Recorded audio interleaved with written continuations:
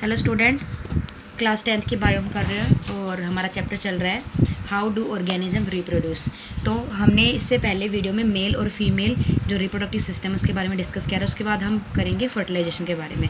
Fertilisation कैसे होता है ह्यूमंस के अंदर? इंटरनल, मतलब फीमेल बॉडी के अंदर होता है, मतलब किसी आउटर मीडियम में नहीं होता। It takes place inside fallopian tube. हमने डिस्कस किया था कहाँ पे होता है, फेलोपियन ट्यूब्स के अंदर होता है। Single sperm fuses with single ovum, ठीक है। तो इनके जो न्यूक्लियस हैं, स्पर्म का न्यूक्लियस और एग का न्यूक्लियस, उन दोनों का फ्यूजन होता है, उसको हम क्या बोलते हैं? फर्टिलाइजेशन। फर्टिलाइजेशन जब भी होगा तो क्या बनेगा? सिंगल सेल जाइगोट बनेगा। जाइगोट कैसा होता है? डिप्लॉइड होता है। गैमेट्स कैसे थे? आपके हैप्लॉइड थे, ठीक है। उसके बाद क्या होगा? ये जाइगोट जो बन गया है सिंगल सेल का है, लेकिन इसमें क्या होगा? माइटोटिक डिविजन्स होंगी। इसके बाद क्या हो जाएगा? इसके अंदर माइटोटिक डिवीजन स्टार्ट हो जाएंगी। क्या बनेगा फिर? एम्ब्रियो बनेगा। एम्ब्रियो बनने के बाद क्या होगा? After 4-5 days embryo descends into uterus. 4-5 दिन के बाद धीरे धीरे वो एम्ब्रियो क्या हो जाएगा? यूट्रस की तरफ जाने लग जाएगा। मतलब ये काफ़ी डिटेल में, लेकिन हम क्या करें, शॉर्ट में कर रहे हैं। जैसे कि जब वो पहले, अगर हम इसकी एम्ब्रियो की स्टेजेस की बात करते हैं तो उसमें क्या होता है? सबसे पहले मोरुला स्टेज आती है, फिर आती है blastula,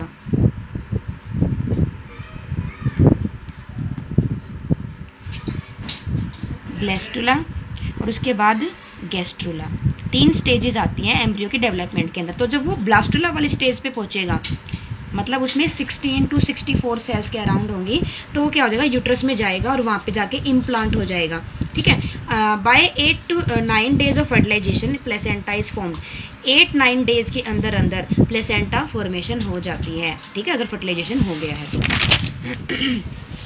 after complete development of foetus, अब क्या हुआ? पहले मोरुला बना था, फिर ब्लास्टुला, फिर गैस्ट्रुला। गैस्ट्रुला बनने के बाद, उसकी कंप्लीट डेवलपमेंट होने के बाद क्या होगा? पार्चुरेशन होगा, मतलब डिलीवरी हो जाएगी बेबी की, वो बॉडी से बाहर आ जाएगा।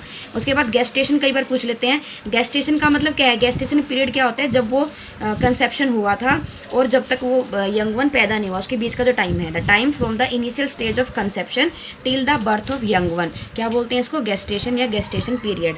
उसके बाद यहाँ पे एक इंपॉर्टेंट क्वेश्चन आता है प्लेसेंटा। ये भी 2-3 मार्क्स में कई बार पूछ लेते हैं कि what is placenta, what are functions of placenta. तो प्लेसेंटा क्या है? एक तरह का एंडोक्राइन टिश्यू होता है। क्यों इसको एंडोक्राइन बोलते हैं? क्योंकि ये क्या करता है? हॉर्मोन्स रिलीज करता है, which acts as physiological connection between foetus and mother. Mother और जो बच्चा है उसके बीच में फिजियोलॉजिकल कनेक्शन का काम करता है। क्या क्या फंक्शन है? जो फीटस है, एम्ब्रियो है, न्यूट्रिएंट्स मतलब नरिशमेंट कहाँ से लेगा? आपके मदर के ब्लड से ही लेगा। किसके थ्रू? प्लेसेंटा के थ्रू, ठीक है। प्लेसेंटा क्या है? उसमें मदर का ब्लड भी आ रहा है और फीटस का ब्लड भी आ रहा है, तो दोनों का कनेक्शन हो रहा है वहाँ पे आके। वेस्ट प्रोडक्ट है यूरिया वगैरह, वो भी किसके थ्रू एक्सपेल करेगा? वो प्लेसेंटा के थ्रू। इसके अलावा प्लेसेंटा क्या करता है? एक बैरियर का काम भी करता है। जो हार्मफुल बैक्टीरिया, वायरस, उनको एंटर नहीं करने देता, प्लेसेंटा को पास नहीं करने देता, क्रॉस नहीं करने देता। लेकिन कुछ है ऐसे वायरस जो क्रॉस कर जाते हैं, जैसे कि HIV वायरस, वो क्रॉस कर सकता है प्लेसेंटा को, और बेबी में भी HIV हो सकता है। इसके अलावा जो रेस्पिरेटरी गैस एक्सचेंज है मैटरनल और फीटल टिश्यू के बीच में, वो भी कैसे होता है? प्लेसेंटा के थ्रू ही होता है। अभी हमने बात की थी कि एंडोक्राइन टिश्यू की तरह काम करता है, तो मतलब हार्मोन्स भी रिलीज करता है, जैसे कि प्रोजेस्टेरोन, एस्ट्रोजन। इसके अलावा एक और मेन हार्मोन है, मतलब हार्मोन्स रिलीज करता है एस्ट्रोजन, प्रोजेस्टेरोन तो करता ही है, साथ में HCG हार्मोन। HCG हार्मोन कौन सा होता है? Human chorionic gonadotrophin hormone. Human chorionic gonadotrophin hormone. ये हार्मोन जब भी रिलीज होता है तो जो फीमेल है, सपोज कोई फीमेल प्रेग्नेंट है, तो उसके यूरिन में HCG थोड़ा बहुत रिलीज होता रहता है। तो जो प्रेगनेंसी किट होती है आपकी, जिससे आप टेस्ट कर, मतलब जो लेडीज टेस्ट करती हैं कि वो प्रेग्नेंट है या नहीं, आप टीवी में देखते हो प्रेग्ना केयर, प्रेगा न्यूज़ जो होते हैं आपके, प्रेगा न्यूज़ की किट होती है, वो इसी पे काम करती है। वहाँ पे कुछ एंजाइम रिएक्शन होती है HCG और एक एंजाइम के बीच में, आपको कलर्ड लाइन दिखती है, उसमें ऐसे होता है जैसे कि इस तरह से किट होती है। तो उसमें अगर आपको सिंगल पिंक लाइन दिख रही है तो मतलब वो टेस्ट क्या है? नेगेटिव है। अगर उसमें आपको क्या दिख रही है? 2 पिंक लाइन दिख रही हैं तो क्या हो जाएगा? टेस्ट पॉजिटिव हो जाएगा। तो अगर 2 पिंक लाइन आती हैं उसके अंदर तो टेस्ट क्या होता है? पॉजिटिव होता है, वरना क्या होगा? 1 लाइन आएगी तो नेगेटिव होगा। इस तरह से जो ह्यूमन को, इसमें क्वेश्चन भी आ सकता है, अभी तक आया तो नहीं आ सकता, लेकिन फिर भी इंपॉर्टेंट है कि जो HCG हार्मोन है जो प्लेसेंटा सिक्रेट करता है, वो सिर्फ ऐसी फीमेल में होता है जो प्रेग्नेंट होती हैं, ठीक है। और उसी के बेस पे आपकी जो प्रेगनेंसी किट है वो काम करती है, उसी की वजह से पता लगता है कि वो प्रेग्नेंट है या नहीं है। उसके बाद sexual cycle in human female. अब जो ह्यूमन फीमेल्स हैं उनके अंदर एक सेक्सुअल साइकिल चलती है जिसकी वजह से उनके अंदर ये प्रेगनेंसी होती है या फिर मतलब जिसकी वजह से वो प्रेग्नेंट होती हैं, रिप्रोडक्शन कर पाती हैं। In females sexual cycle begins when A girls attain puberty. Females के अंदर प्यूबर्टी के बाद क्या हो जाता है, एक सेक्सुअल साइकिल स्टार्ट हो जाती है, उसको हम क्या बोलते हैं, मेंस्ट्रुअल साइकिल। मेंस्ट्रुअल साइकिल अगर आपका क्वेश्चन आ गया तो कैसे डिफाइन करोगे, it is the cycle of events taking place in female reproductive organs जैसे कि ओवरी यूट्रस में under the control of sex hormone in every 28 days. मतलब हम एवरेज लेके चल रहे हैं 28 डेज, किसी किसी में 30 डेज भी हो सकता है, ज़्यादा या कम भी हो सकता है। एंड मार्क्ड बाय ब्लीडिंग और मेंस्ट्रुअल फ्लो। तो क्या है, एक साइकिल है जिसके अंदर बहुत सारे इवेंट्स होते हैं। कहाँ पे होती है, फीमेल रिप्रोडक्टिव ऑर्गन्स में होती हैं। किसके कंट्रोल में काम करते हैं, सेक्स हार्मोन जैसे एस्ट्रोजन है, प्रोजेस्टेरोन, और हर महीने होती है। और इसमें क्या फीचर होता है, क्या इसके सिम्टम होते हैं, ब्लीडिंग होती है या फिर मेंस्ट्रुअल फ्लो हम बोल सकते हैं। तो हम शॉर्ट में देख लेते हैं क्या क्या इवेंट्स होते हैं इसके अंदर। इनको हम 3 स्टेज में मतलब 3 फेज में डिस्कस कर सकते हैं। जैसे कि फर्स्ट है मेंस्ट्रुएशन फेज या मेंस्ट्रुएशन पीरियड, सेकंड है प्रोलिफरेटिव या फॉलिकुलर फेज, थर्ड है सिक्रेटरी फेज या ल्यूटल फेज। कई बार इसको 4 में भी बोल देते हैं कि ओवुलेशन फेज, लेकिन आप 3 में भी डिस्कस कर सकते हो। तो पहले सपोज करो किसी को 5 दिन तक मेंस्ट्रुअल फ्लो हो रहा है तो हम क्या बोलेंगे, फर्स्ट डे से फिफ्थ डे तक क्या है, मेंस्ट्रुएशन पीरियड है। तो इसके दौरान क्या होगा, मेंस्ट्रुएशन होगी, FSH थोड़ा थोड़ा सीक्रेट होना स्टार्ट हो जाएगा, ज़्यादा नहीं होगा। और इससे क्या हो जाएगा, डेवलपमेंट ऑफ एग को स्टिमुलेट करेगा, क्योंकि पहले वाला तो क्या हो चुका है, मेंस्ट्रुअल फ्लो के थ्रू निकल चुका है। फिर इसके बाद 6 से 13 डे तक कौन सा फेज होगा, प्रोलिफरेटिव या फॉलिकुलर फेज।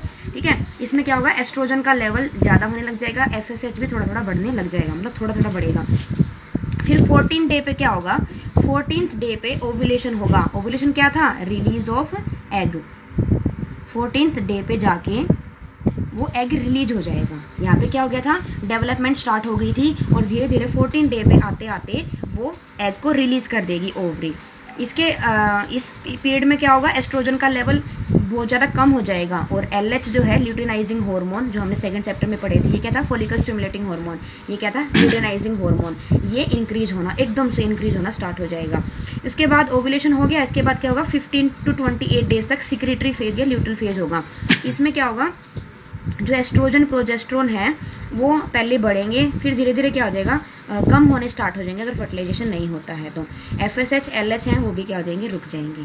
ठीक है, और उसके बाद अगर फर्टिलाइजेशन नहीं हुआ तो फिर से क्या स्टार्ट हो जाएगा, आपका मेंस्ट्रुएशन पीरियड। लेकिन अगर फर्टिलाइजेशन हो गया तो फिर प्रेगनेंसी हो जाएगी, ये सारी साइकिल रुक जाएगी कुछ टाइम के लिए, मतलब 9 मंथ के अराउंड की ही। ठीक है, तो ये क्या था आपका, ज़्यादा डिटेल में नहीं करना आपको, बस थोड़ा सा अगर आप ये भी नहीं कर रहे हो तो भी आप क्या करो कि 3 फेज होते हैं, मेंस्ट्रुएशन फेज, प्रोलिफरेटिव फेज और सिक्रेटरी फेज। और 14 डे पे क्या होता है, ओवुलेशन होता है। बस आप इसकी डेफिनेशन अच्छे से करें ना, क्योंकि 1 या 2 नंबर में आपसे पूछ सकते हैं कि व्हाट इज मेंस्ट्रुअल साइकिल, क्या होता है इसके अंदर। क्लियर। उसके बाद कुछ टर्म्स हैं, जैसे कि जो फर्स्ट मेंस्ट्रुएशन होता है गर्ल्स के अंदर, उसको हम क्या बोलते हैं, मेनार्क। और जो लास्ट होता है उसको बोलते हैं मेनोपोज।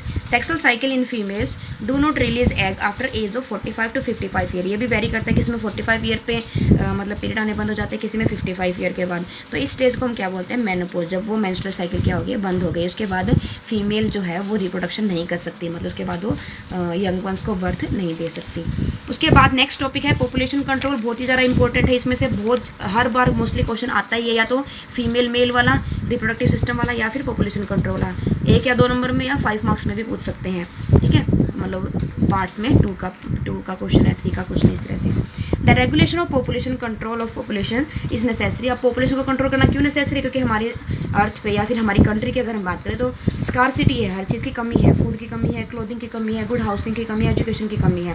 तो इससे हम पॉपुलेशन को कैसे कंट्रोल कर सकते हैं, हम कि हम क्या करें, फैमिली प्लानिंग करें। और फैमिली प्लानिंग कैसे होगी, बर्थ कंट्रोल से। तो बर्थ कंट्रोल को अगर हम डिफाइन करें तो क्या होता है birth control, the regulation of conception by preventive measures और devices to control the number of offsprings.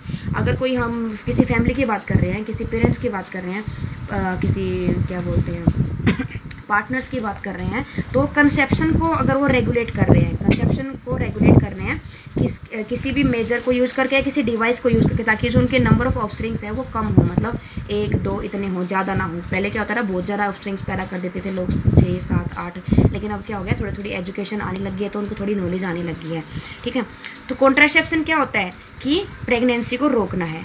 Contraception क्या होता है, प्रेगनेंसी को रोकना है। कंसेप्शन क्या होता है, मतलब जो हो रहा है उनके बीच में फ्यूजन हो रहा है मेल और फीमेल गैमेट्स का, उसको कंसेप्शन बोल देते हैं।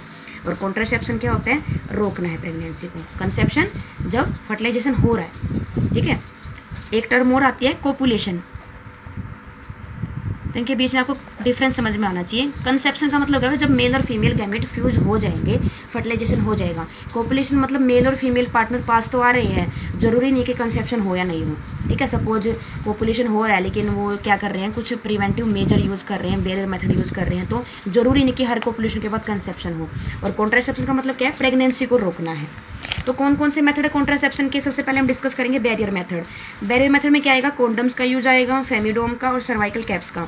कॉन्डम्स क्या होते हैं, थिन रबर ट्यूब होती है जो पेनिस के ऊपर पहनी जाती है before the intercourse by male use करता है इसको, ताकि स्पर्म्स वेजाइना के अंदर ना जा सके।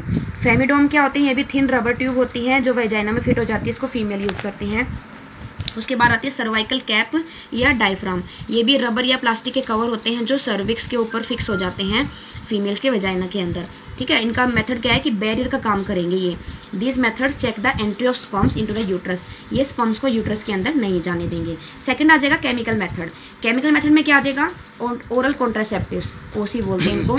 ये क्या होती हैं, हार्मोनल प्रिपरेशन की टैबलेट्स होती हैं एक तरह से, जिसमें एस्ट्रोजन और प्रोजेस्टेरोन हार्मोन होता है, जिसको ओरली हम खाते हैं। मतलब इसका पूरा वो होता है कि इसी टाइम पे खाना है, हर मतलब डेली खाते हैं इसको, जिससे क्या होगा, ओवुलेशन रुक जाता है, मतलब रिलीज ही नहीं होता एग रिलीज नहीं होगा तो क्या होगा, वो प्रेग्नेंट होगी ही नहीं। और क्या आता है केमिकल मेथड में, जेलीज आती हैं, पेस्ट, क्रीम्स, स्पर्मिसाइड्स, ये कुछ ऐसे हैं, मतलब क्रीम्स वगैरह हैं, पेस्ट वगैरह हैं, अगर उनको वेजाइना के ऊपर लगा लिया जाए तो स्पर्म्स को मार देती हैं ये। थर्ड आ जाएगा आईयूसीडीज। आईयूसीडीज में क्या आता है, इंट्रा यूटेराइन कॉन्ट्रासेप्टिव डिवाइसेस, जैसे कॉपर टी वगैरह आपने सुना होगा। इसमें क्या आती हैं, ये कॉपर के या प्लास्टिक के या स्टेनलेस स्टील के बने होते हैं। तो ये जो भी है कॉपर टी है, सपोज उसको इंसर्ट कर देते हैं यूट्रस के अंदर, डॉक्टर भी कर सकते हैं या फिर कोई स्किल्ड नर्स है वो भी कर सकती हैं। इससे क्या होगा, इम्प्लांटेशन नहीं हो पाएगा, ठीक है। तो हर मेथड का क्या है, एक एक वो है तरीका है कि किस तरह से वो पॉपुलेशन कंट्रोल को रोक रहा है। जैसे कि बैरियर मेथड क्या कर रहे थे, एंट्री ऑफ स्पर्म को रोक रहे थे। केमिकल मेथड क्या कर रहे थे, मतलब अगर ओरल कॉन्ट्रासेप्टिव की बात कर रहे थे वो ओवुलेशन को चेक कर रहे थे। अगर क्रीम्स और पेस्ट की बात करें तो ये क्या कर रहे थे, स्पर्म्स को किल कर रहे थे। अगर आईयूसीडी की बात करें तो क्या करते हैं, वो प्लांटेशन को रोकते हैं, इम्प्लांट नहीं हो पाएगा। अगर जाइगोट बन भी गया है तो वो इम्प्लांट नहीं हो पाएगा यूट्रस के अंदर। एग्जाम्पल जैसे कि कॉपर टी, मल्टीरोड 5, ठीक है। ये 5 ईयर्स के लिए, 3 ईयर्स के लिए, वो डिपेंड करता है कितने टाइम के लिए आपको लगवाना है। ये मतलब वापस भी निकल सकता है अगर आप प्रेग्नेंट होना चाहते हो तो। फिर आ जाएगा नेचुरल मेथड। नेचुरल मेथड में क्या क्या आएगा, एब्स्टिनेंस। इसमें क्या होगा, अगर आप कोपुलेशन को अवॉइड कर दो, ठीक है, कोपुलेशन ही ना करो, मतलब मेल और फीमेल पार्टनर पास ही ना जाए, इसको क्या बोलेंगे, एब्स्टिनेंस। उसके बाद है रिदम मेथड और कैलेंडर मेथड, एक ही नाम है, रिदम बोलो या कैलेंडर मेथड बोलो। अगर कोपुलेशन अवॉइड हो जाए, कब, around the time of ovulation. Suppose 14 day पे ओवुलेशन हो रहा है, उससे 4-5 दिन पहले, उसके 4-5 दिन बाद तक अगर कोपुलेशन ना हो तो उसके चांस जो होते हैं प्रेगनेंसी के वो बहुत कम हो जाते हैं। उसके बाद है कोइटस इंटरप्टस। इसमें क्या होता है, withdrawal of penis before ejaculation. Suppose intercourse के टाइम पे जो मेल पार्टनर है वो पेनिस को विड्रॉ कर ले इजैकुलेशन से पहले, मतलब सीमन के निकलने से पहले अगर वो पेनिस को वेजाइना से बाहर निकाल ले तो क्या होगा, जो सीमन है वो वेजाइना के अंदर नहीं जा पाएगा, उसको क्या बोलेंगे, कोइटस इंटरप्टस। नेक्स्ट आता है इसमें इम्प्लांट्स। इम्प्लांट्स क्या होते हैं, मैच स्टिक साइज कैप्सूल्स होते हैं, मतलब 6 यूज़ करते हैं इनको 6 नंबर में। स्टीरॉइड होते हैं जिनको क्या करते हैं, जो स्किन होती है हमारी, जो आर्म होती है, बाजू जो होते हैं हमारी, इनर आर्म नीचे की साइड पे, एल्बो के ऊपर वाला एरिया जो होता है वहाँ पे इंसर्ट कर देते हैं हमारी स्किन के अंदर। ये क्या करती हैं, स्लोली प्रोजेस्टेरोन हार्मोन रिलीज करती रहती हैं अबाउट 5 ईयर्स तक, ठीक है। इससे क्या होगा, ओवुलेशन रुका रहेगा। ओवुलेशन रुक जाएगा तो क्या होगा, एग रिलीज नहीं होगा मतलब, और फिर प्रेगनेंसी भी नहीं होगी। लास्ट आ जाएगा आपका सर्जिकल मेथड और स्टरलाइजेशन। सर्जिकल मेथड में क्या आता है, सर्जरी के थ्रू हमें करना है ये। तो इसमें 2 टाइप के होते हैं, वेसेक्टोमी और ट्यूबेक्टोमी। वेसेक्टोमी किस में होता है, मेल्स में। ट्यूबेक्टोमी किस में होता है, फीमेल्स में। अगर removal of A small portion of Vasa deference, हमने इसका मेल का जो रिप्रोडक्टिव सिस्टम हमने डिस्कस किया था कि टेस्टिस में से स्पर्म निकल के आगे जाते हैं किसके थ्रू, एक डक्ट के थ्रू, उसको हम क्या बोलते हैं, वासा डेफरेंस। तो अगर हम वासा डेफरेंस के एक स्मॉल पोर्शन को काट दें, टाई कर दें, तो क्या हो जाएगा, जो स्पर्म्स है आगे नहीं जा पाएंगे, बाहर नहीं निकल पाएंगे, ठीक है। तो सर्जरी के थ्रू ऐसे करते हैं। या फिर फीमेल में कर सकते हैं, जो फैलोपियन ट्यूब है उसके छोटे से पार्ट को हम काट के क्या कर दें, टाई कर दें, सर्जरी से, तो वो भी क्या हो जाएगा, एग एंटर नहीं कर पाएगा यूट्रस में।